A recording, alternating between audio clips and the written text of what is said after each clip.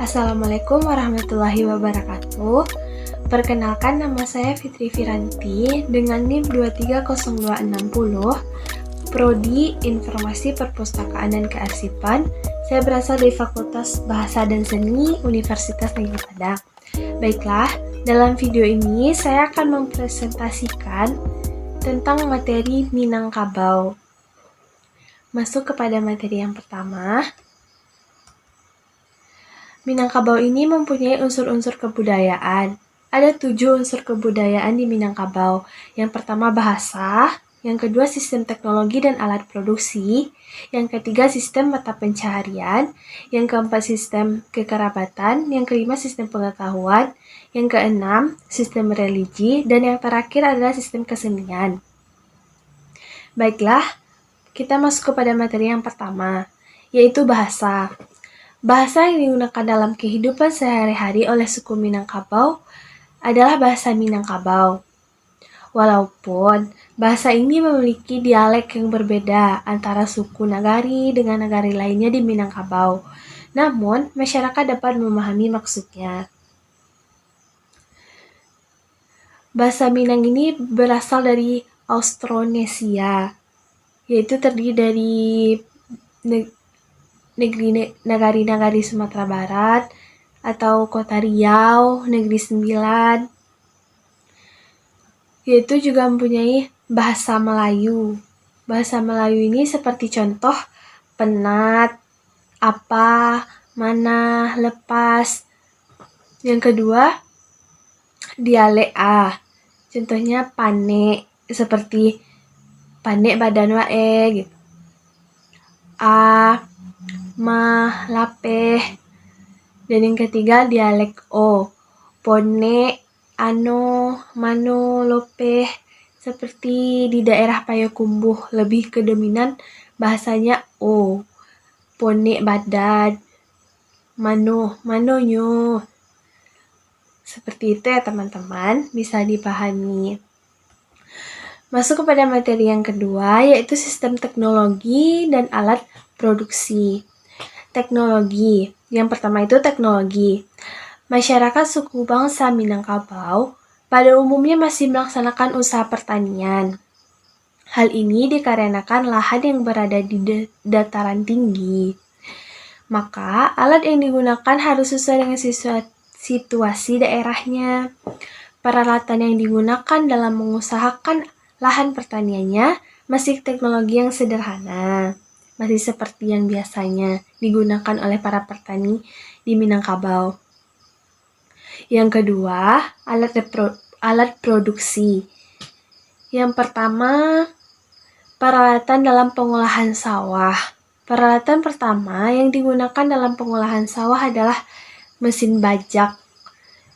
Adapun bagian dari mesin bajak ini yang pertama batang bajak, yang kedua tali bajak, yang ketiga pasangan bajak. Segitu dari sistem teknologi dan alat produksi. Selanjutnya kita masuk kepada materi sistem mata pencaharian. Apa aja sih sistem mata pencaharian yang ada di Minangkabau? Suku Minangkabau mempunyai mata pencaharian utama, yaitu mata pencaharian utama lebih dominan kepada pertanian. Tujuan utama dari usaha pertanian yang dilaksanakan masyarakat Minangkabau adalah untuk menyediakan bahan-bahan kebutuhan sehari-hari, seperti makanan pokok gitu kan. Kebutuhan sehari-hari ya teman-teman. Selanjutnya, jenis-jenis mata pencaharian tambahan lainnya yang biasa ada di Minangkabau. Yang pertama yaitu bercocok tanam, seperti bersawah, berdagang sayur-sayuran. Yang kedua menangkap ikan di laut. Yang ketiga berdagang dan merantau. Kehidupan perdagangan di Minangkabau kebanyakan dikuasai oleh penduduk Minangkabau itu sendiri. Yang keempat, kerajinan tangan. Kerajinan perak bakar dari Koto Gadang, seperti contohnya ya, sebuah desa ada di dekat Bukit Tinggi.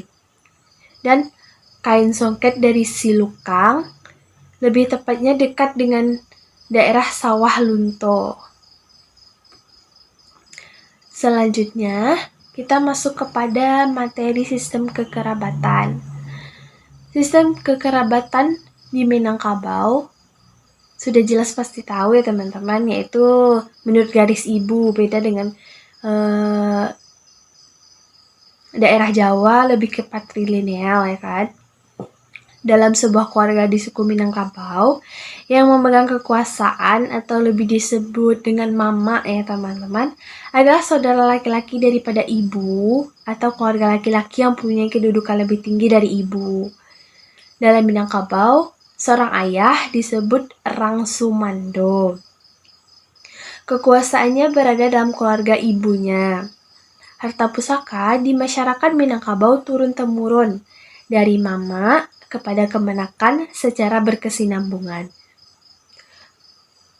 Famili laki-laki yang sudah berkeluarga tidak mempunyai hak terhadap harta pusaka kaumnya. Lanjut, kita masuk kepada materi sistem pengetahuan.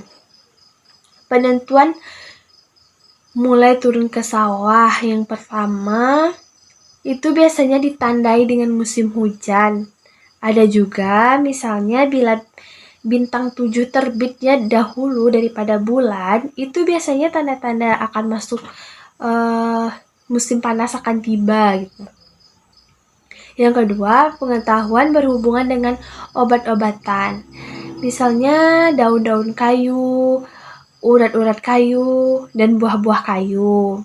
Yang ketiga, pengetahuan berhubungan dengan binatang, seperti misalnya kerbau, jawi, kambing, dan lain sebagainya. Yang selanjutnya kita masuk kepada materi sistem religi. Masyarakat Minangkabau terkenal taat melaksanakan syariat agama yang dianutnya, yaitu sudah pasti jelas ya teman-teman, agama Islam. Sehingga semua aturan-aturan adat yang berlaku didasarkan kepada ajaran agama Islam. Seperti kata pepatah, adat berseni syara, syara berseni kitabullah. Yang berarti semua kebiasaan-kebiasaan yang dilakukan oleh masyarakat Minangkabau dalam kehidupan sehari-harinya atau dalam melaksanakan pekerjaannya sehari-hari berdasarkan kepada ajaran agama Islam. Oleh aturan-aturan adat yang dianut masyarakat didasarkan kepada ajaran agama Islam itu menjadikan agama Islam merupakan agama satu-satunya yang berkembang dan diyakini suku bangsa Minangkabau. Dan kita masuk ke materi yang terakhir, yaitu kesenian. Kesenian apa aja yang ada di Minangkabau?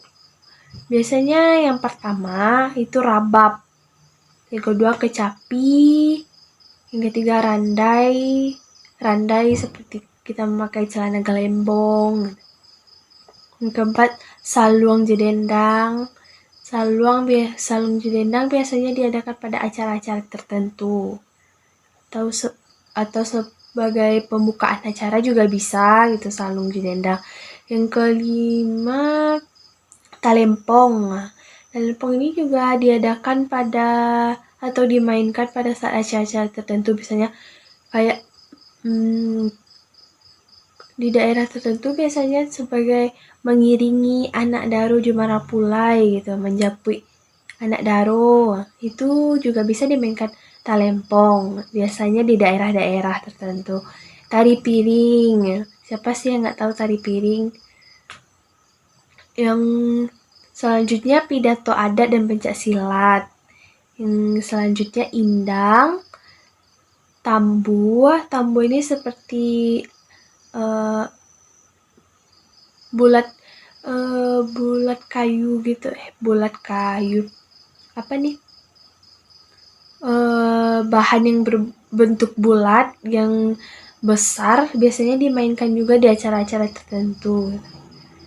Yang terakhir yaitu pupui. Pupui ya teman-teman. Selanjutnya, upacara dan perayaan di Minangkabau. Yang pertama ada turun mandi seperti berkatan bayi, yang kedua sunat rasul, ya semacam bersunat pada umumnya. Yang ketiga barale, yaitu pernikahan atau mengadakan pesta.